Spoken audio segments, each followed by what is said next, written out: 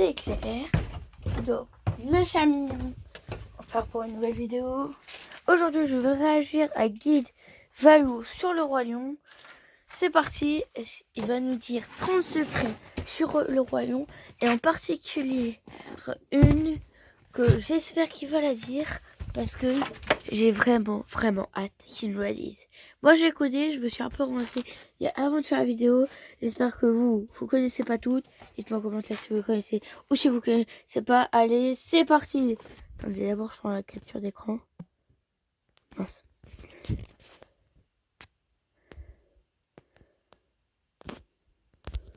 Est-ce que vous saviez que dans le De base. Allez, c'est bon, capture d'écran pris. Et c'est parti, on regarde. Roi Lion, on peut trouver une référence à La Belle et la Bête grâce à Timon et Pumba, qu'il n'existe qu'un seul véritable plan tout au long du film, que des dizaines d'erreurs cachées dans la première version de 1994 ont été corrigées dans le film de 2019, que Mufasa et Dark Vador sont liés, ou encore qu'il existe un secret incroyable dans la chanson Hakuna Matata. Dans cette vidéo, on va découvrir ensemble les 30 plus grands secrets sur le film Le Roi Lion. Pour commencer. Attention les gars, je vous dis, si vous faites traumatisé parce que moi j'ai rien, je me suis renseigné le soir, il y a une théorie. Ah punaise, je sais pas si vous avez vu le film Mufasa, mais vous connaissez bien Mufasa et l'histoire du Roi Lion aussi normalement. Moi j'ai regardé plus d'une trentaine de fois les gars, je le connais presque par cœur. En fait je le connais par cœur surtout. J'ai beaucoup regardé la garde du Roi Lion les amis, on a beaucoup. Moi surtout quand j'étais regardez et tout, on disait la garde du Roi Lion, le Roi Lion et tout, c'est pour les gamins, ça fait pas peur. Surtout que dans la garde du Roi Lion, à la saison 3, l'avant-dernier épisode, si je me trompe pas, mais vraiment la scène elle est traumatisante. Genre j'ai envie de dire que c'est pas vraiment pour les enfants. Genre ok vas-y le début c'est pour les enfants, tout, mais les derniers épisodes, tu peux pas genre, tu vois. Et puis même, je pense pas que ça institue plus les enfants à faire comme les lions, les animaux et tout, que d'autres films. Genre, c'est comme la Patte Patrouille, il y en a, à cause de ça, ils veulent devenir super-héros. C'est bien d'ailleurs, de super-héros, mais ils n'ont pas de pouvoir. Genre, la Patte Patrouille, c'est un film, mais c'est fou. Bon, pour eux, tout ce qui est sur Disney, en fait, c'est pour les enfants. D'ailleurs, c'est faux, parce que sinon, si le Roi Lion serait et sur les comptes enfants et les comptes adultes, c'est bien qu'il y ait une raison. Enfin bon, moi je regarde ça sur les comptes adultes. Franchement, on m'a jamais engueulé. Bon, c'est parti, on va continuer la vidéo.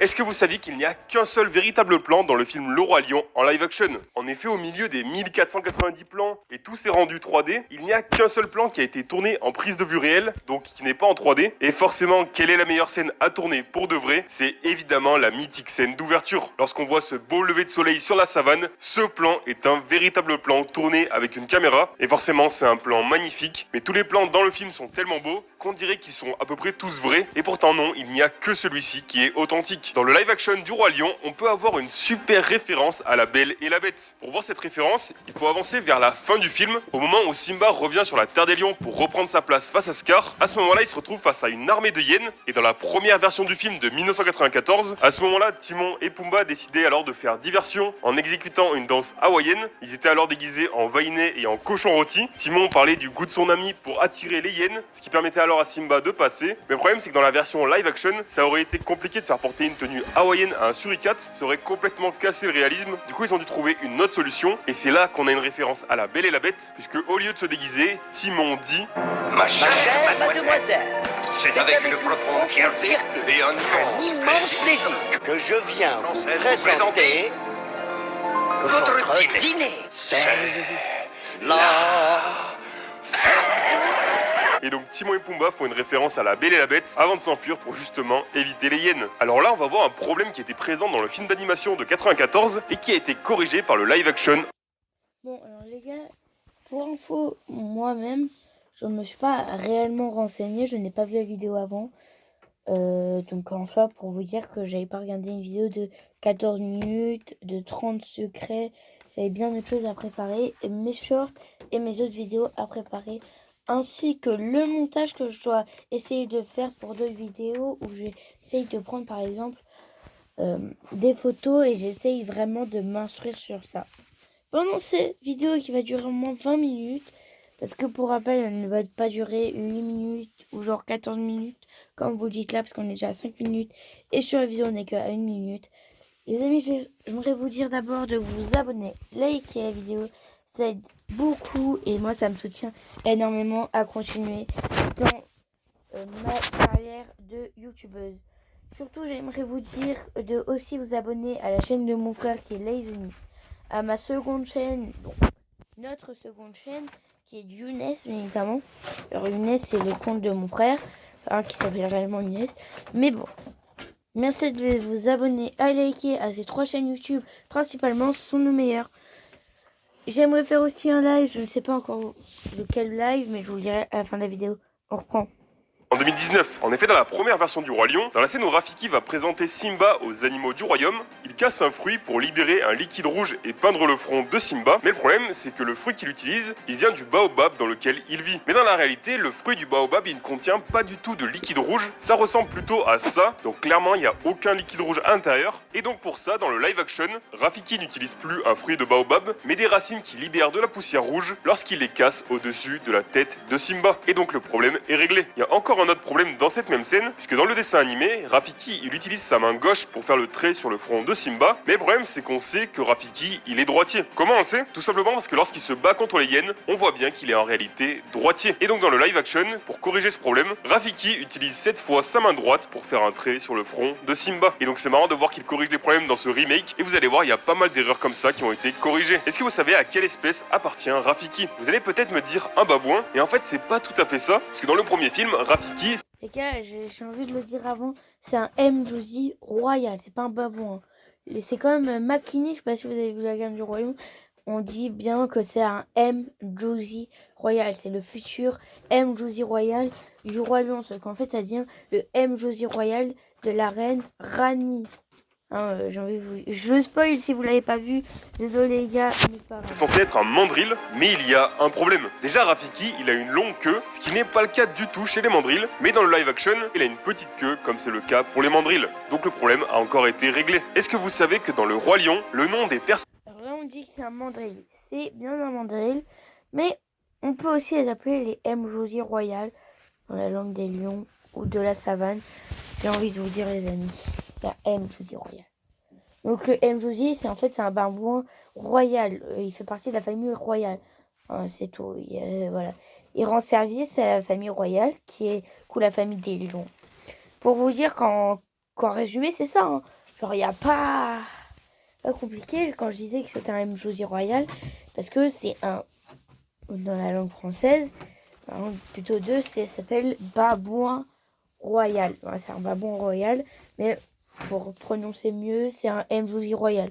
Ouais, c'est ce qu'on dit à Makini. C'est exactement la même chose que Makini, que Rafiki, mais on a changé de prénom en disant M-Josie royal. Le personnage a une signification. En effet, la plupart des personnages du Roi Lion portent des prénoms qui ont été empruntés à la langue swahili. Par exemple, Simba signifie lion ou guerrier courageux, Pumba signifie ignorant ou paresseux, Rafiki signifie ami, Shenzi signifie barbare ou sauvage, Sarabi signifie mirage et Nala signifie cadeau. Et donc c'est assez marrant de se dire que chaque prénom a une véritable signification. Est-ce que vous savez que la cicatrice de Scar est en fait une référence à un grand film? En effet, la cicatrice qui recouvre l'œil gauche de Scar est exactement la même que celle de Tony Montana dans Scarface. Et donc c'est une petite référence au cinéma. Tout à l'heure on a vu la signification des prénoms des personnages, mais est-ce que vous savez que la première musique qu'on entend au tout début du film, les premières paroles au tout début de l'histoire de la vie ont elles aussi une réelle signification. En effet, pour la plupart d'entre nous, quand on chante un peu du charabia, mais ça veut vraiment dire quelque chose, parce que si on les traduit, ça veut dire voici un lion, père, oui c'est un lion, voici un lion, père, oh oui c'est un lion,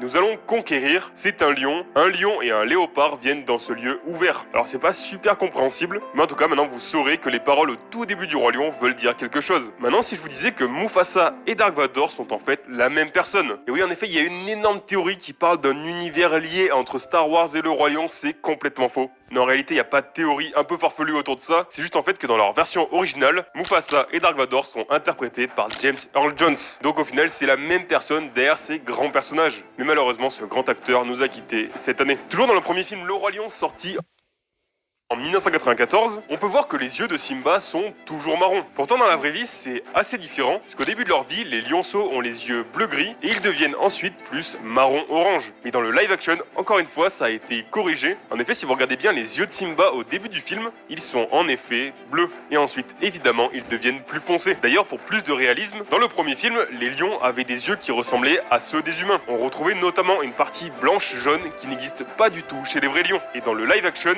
les lions ont des yeux qui sont vraiment des yeux de lion. Donc comme quoi dans le live action, les réalisateurs se sont vraiment plongés dans la réalité pour essayer de reproduire au maximum ce qui existe dans la vraie vie, ce qui n'était pas le cas pour le dessin animé forcément. Autre petite anecdote qu'on ne connaît pas forcément en France, mais pourtant c'est une anecdote qui est quand même assez folle, puisque est-ce que vous savez qui interprète Nala dans la version originale du live action, dans la version américaine en gros. Chez nous, lorsque Nala est adulte, c'est la chanteuse Anne Silla qui fait sa voix parler, mais aussi chanter évidemment. Et dans la version originale, c'est tout simplement Beyoncé qui interprète Nala. Et justement, est-ce que vous vous souvenez des doubleurs de Timon et Pumba? Je pense que pour beaucoup, vous vous souvenez de qui interprète les personnages dans le live action. Et maintenant que je vais vous le dire, vous ne pourrez plus le rater, puisque dans le live action, Pumba est interprété par Alban Ivanov et Timon par Jamel Debbouze. Et du coup, pour ceux qui ne le savaient pas, c'est plutôt marrant de l'entendre maintenant. Et d'ailleurs, pour Simba, c'est Ryan Bensetti. Et on retrouve, comme pour le premier film, Jean Reno pour Mufasa. On va voir maintenant une erreur qui était présente dans le premier film Le Roi Lion. Et cette erreur, on l'avait d'ailleurs vue dans ma vidéo sur les 50 plus grands secrets sur le Roi Lion. On avait fait les secrets du premier film, donc n'hésitez pas à aller voir cette vidéo après celle-ci. Comme ça, vous connaîtrez vraiment tous les secrets du Roi Lion avant la sortie de Mufasa. Et en effet, dans le premier film, dans la chanson Je voudrais déjà être roi, on peut voir juste ici des fourmiliers géants. Mais en fait, ces fourmiliers, ils n'avaient rien à faire là, puisque comme vous le savez, le Roi Lion se déroule en Afrique. Mais le problème, c'est que les fourmiliers géants, ils ne vivent pas du tout en Afrique, mais en Amérique du Sud. Donc ils n'avaient vraiment rien à faire là. Mais dans le live action, ça a été corrigé, puisqu'à aucun moment on voit des fourmiliers géants. Par contre, à l'inverse, il y a une erreur qui n'a pas été corrigée entre les deux films. Et là, il semblerait que ce soit plutôt volontaire de la part des réalisateurs, puisque tout début du Roi Lion en 94, on pouvait voir des fourmis coupe-feuilles qui ne viennent encore une fois pas d'Afrique, mais des zones tropicales d'Amérique. Mais le problème, c'est que ces fourmis, elles ont été laissées dans l'introduction du film en live action. Donc il semblerait que ce soit une erreur, mais elle peut se justifier par le fait que les réalisateurs voulaient sûrement garder exactement les mêmes plans pour la première scène du film.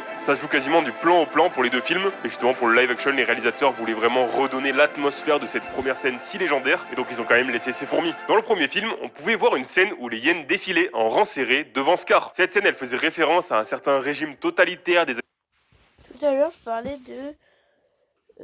comment dire, je voulais pas vous le dire, mais je parle bien du film Mufasa. De base, vous l'avez vu dans Les Grands Pas du Royaume, qui est sorti il y a presque un an maintenant. Je pense qu'il est sorti il y a un an.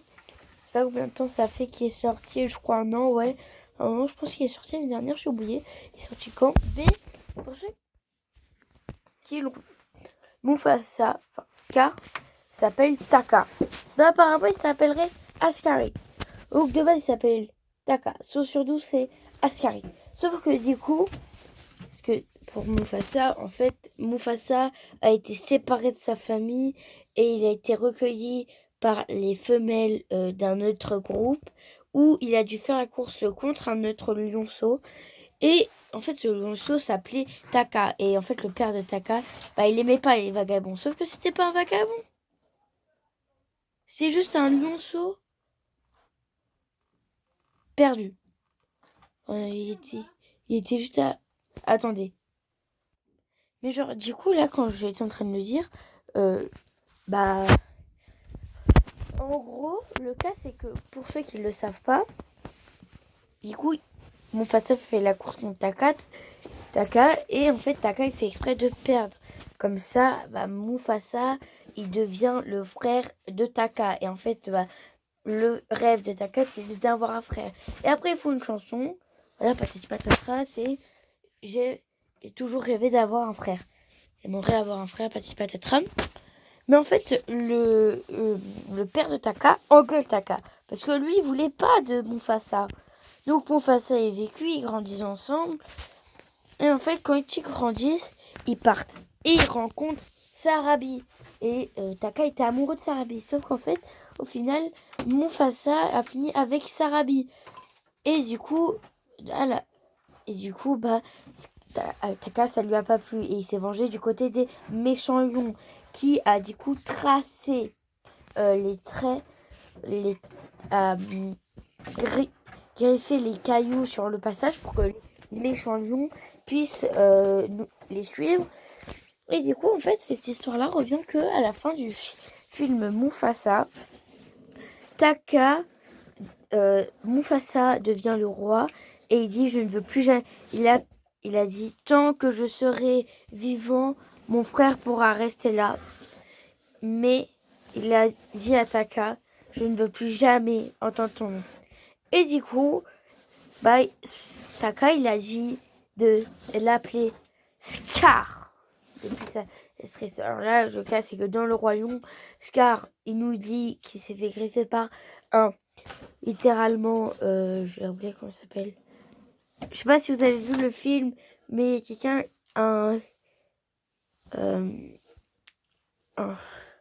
j'ai oublié, un serpent, je mets en commentaire si vous l'avez vu et vous pouvez me le dire. Mais dans Mufasa, il se fait griffer par son frère. Voilà, il se fait littéralement griffer par son frère à l'œil. Voilà, c'est juste ça. Bon, on va continuer. Et après, il y a une triste histoire depuis la mort de Mufasa à cause de son frère Taka, qui s'appelle Scar. C'est parti, on continue.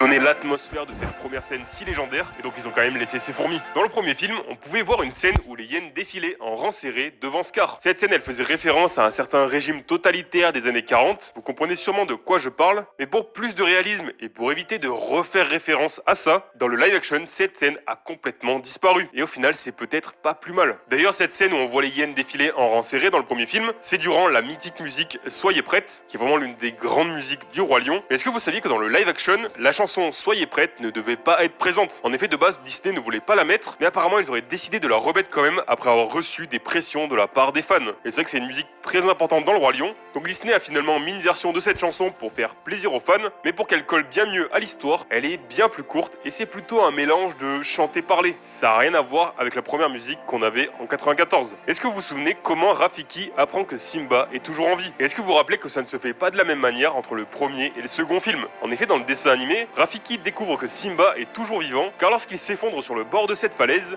des feuilles s'envolent et elles arrivent comme par magie à Rafiki, qui finit par les lire dans une carapace de tortue. Et dans le live action,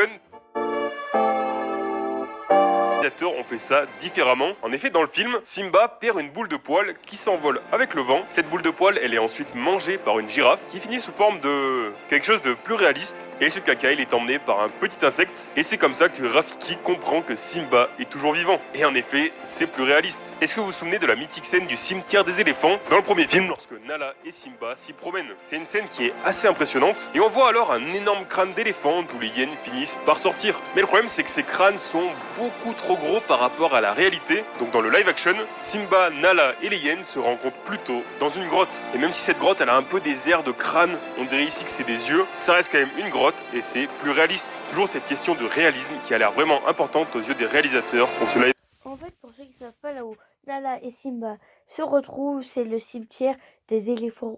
C'était là où les éléphants mouraient en paix. Donc voilà, ça s'appelle le cimetière des éléphants, parce qu'il est écrit dans le dessin animé. Le Roi Lion, comme il est en train de t'expliquer, c'était un crâne d'éléphant, mais ça s'appelait le cimetière des éléphants. Je me rappelle très bien, même si j'ai regardé des années. Découvrons encore une fois une petite incohérence de la part du premier film, puisque dans le dessin animé, Rafiki arrive sur le rocher des lions par le bout du rocher, et pourtant, quand on voit le rocher par le côté, on se rend compte que c'est impossible d'arriver à grimper par là. Même si c'est un singe, ça paraît quand même vraiment impossible. C'est pour ça que dans le live action, Rafiki arrive par un endroit bien plus convenable, et donc, encore une fois, bien plus réaliste. Si maintenant on avance vers la fin du film, il existe un petit secret dans le premier film du Roi Lion, et pour le voir, il faut se diriger vers la fin du film. En effet, lorsque Simba a battu Scar, on le voit passer à côté de Zazu, et si vous regardez bien Zazu, on voit qu'il parle, mais pourtant dans le film, on n'entend aucune voix. Et il devait dire Sa Majesté. Mais justement, dans le live action, les réalisateurs font référence à ce petit secret, puisqu'on a justement cette scène où Zazu finit par dire sa réplique Votre Majesté, qui avait été supprimée plus de 20 ans auparavant. Et donc c'est marrant cette petite référence au premier film qui est quasiment invisible. Est-ce que vous saviez que dans le live action, on a un secret incroyable dans la chanson Hakuna Matata? En effet, dans le premier film, lorsque Timon et Pumba présentent la chanson Hakuna Matata à Simba, ils lui expliquent juste que Hakuna Matata, ça veut dire pas de soucis. Mais dans le live action, ça change un peu, puisque cette fois, Timon et Pumba sont choqués que Simba ne la connaisse pas, et Pumba dit même Hakuna, c'est tout l'effet que ça te fait. D'habitude, c'est la folie, c'est l'hystérie. Et tout le monde se lève, frappe des mains, c'est dingue. ça? En référence évidemment à l'effet que fait cette chanson à n'importe qui l'entend aujourd'hui. Et donc c'est une blague assez méta. D'ailleurs si on reste dans la chanson Hakuna Matata, cette musique évidemment que tout le monde connaît, dans le premier film, lorsque Pumba veut parler de ses gaz, Timon l'arrête pile au bon moment. Non, Pumba, pas devant les enfants. Pardon. Mais dans le live action cette fois, Pumba va jusqu'au bout de sa phrase et il dit d'ailleurs à Timon: Chaque fois que je pète. Ah, Timon, d'habitude, tu m'arrêtes? Non, ça sert à rien, ça fait 100 fois que je te le répète.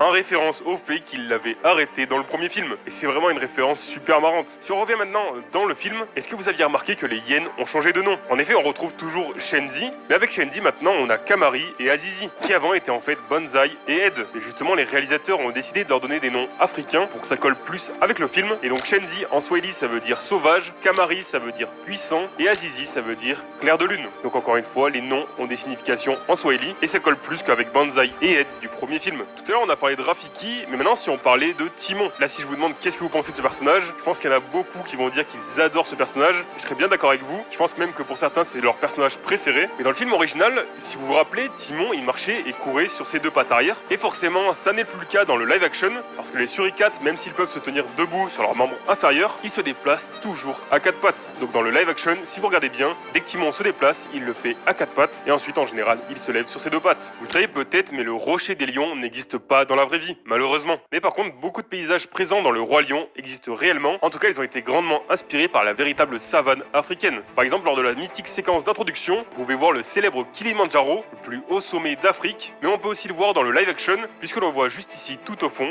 Et si vous mettez deux images à côté, c'est les mêmes. On reconnaît notamment à son sommet qui est assez particulier, plutôt plat, contrairement aux montagnes qu'on a l'habitude de voir. Mais donc on voit le Kilimandjaro dans la scène d'introduction du Roi Lion. Et pour le film, les réalisateurs ont utilisé une technique assez particulière, puisque des environnements numériques ont été créés par un moteur de jeu vidéo pour que justement l'équipe du film puisse enfiler des casques de réalité virtuelle et se déplacer à l'intérieur de ces décors pour vraiment devenir les personnages du film et se rapprocher au maximum de la réalité dans les plans qui seront insérés dans le film. Vous le savez sûrement, mais le Roi Lion a été quand même un énorme échec critique. En France par exemple, il a reçu la moyenne de 5,8 sur 10 sur Sens Critique. Donc la critique principale, c'est qu'il y avait beaucoup trop d'effets numériques, il manquait vraiment de réel, et forcément il y avait énormément de comparaisons avec le premier film. D'ailleurs, nous aussi on l'a fait durant toute cette vidéo, mais dans l'autre sens, dans le sens où le second film a corrigé les erreurs du premier. Par contre, ça a été un échec critique, mais ça a été un énorme succès commercial, puisque le film se hisse tout simplement à la 10e place du box-office mondial, donc c'est le 10e film le plus rentable de tous les temps, avec des recettes s'élevant à 1,7 milliard de dollars. Donc même si c'était un échec critique, pour le coup, ça a été un succès commercial. Et même au niveau des récompenses, le film en a reçu plusieurs. En effet, pour les Golden Globes de 2020, le film a reçu le prix du meilleur film d'animation et de la meilleure chanson originale pour Spirit de Beyoncé. Il a aussi reçu l'Oscar des meilleurs effets visuels et le BAFTA des meilleurs effets visuels aussi, ce qui est assez logique. Enfin, pour terminer cette vidéo, est-ce que vous savez que dans quelques jours sort le film Mufasa? Donc il sera en fait un préquel au film Le Roi Lion. Et justement, de quoi va parler ce film? Et bien en fait, dans ce film, Rafiki va raconter à la jeune lionne Kiara, qui est en fait la fille de Simba et Nala, la légende de son grand-père Mufasa. Pour ça, Rafiki sera aidé par Timon et Pumba, qui forcément vont apporter beaucoup d'humour. Et l'histoire va être relatée sous forme de flashback, en racontant l'histoire de Mufasa, un lionceau orphelin, seul et désemparé, qui un jour fait la connaissance du sympathique Taka, qui est l'héritier d'une lignée royale. Et cette rencontre va être le point de départ d'un périple riche en péripéties, avec un petit groupe d'indésirables qui s'est formé autour d'eux et qui est désormais à la recherche de son destin. Leur amitié sera soumise à plusieurs épreuves qui devront surmonter en équipe pour échapper à un ennemi aussi menaçant que mortel. Et ce film sort le 18 décembre au cinéma. N'hésitez pas à me dire en commentaire si vous allez le voir. Le 18 décembre 2025, les gars. C'est bon, je me rappelle en 2026, heure où je poste cette vidéo. N'hésitez pas à vous abonner.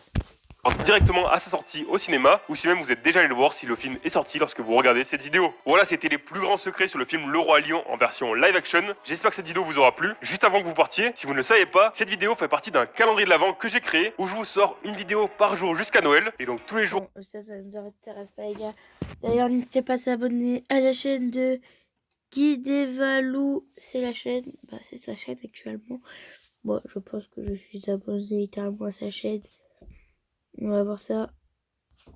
Non, je suis pas abonné, je m'abonne. Bon, voilà les gars, abonnez-vous à sa chaîne Maximum de GG pour la prochaine vidéo.